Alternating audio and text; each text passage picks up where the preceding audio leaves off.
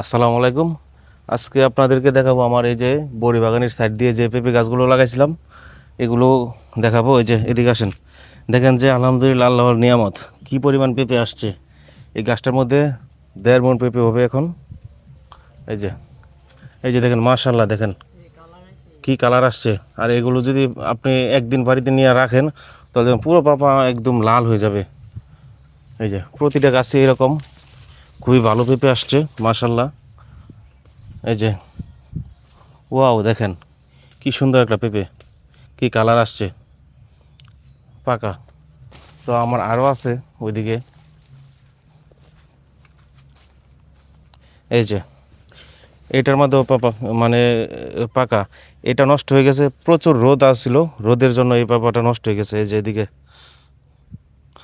তো রোদের জন্য আমরা এই লঙ্গি দিয়ে দিছি। এই যে প্রতিটা গাছে লঙ্গি দিয়ে রাখছি। এই যে দেখেন কি পেঁপে আসছে।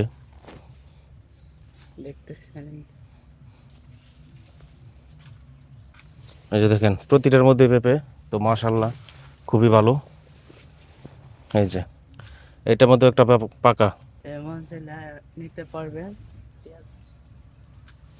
এই যে দেখেন, ওফ ওয়াও, অসাধারণ।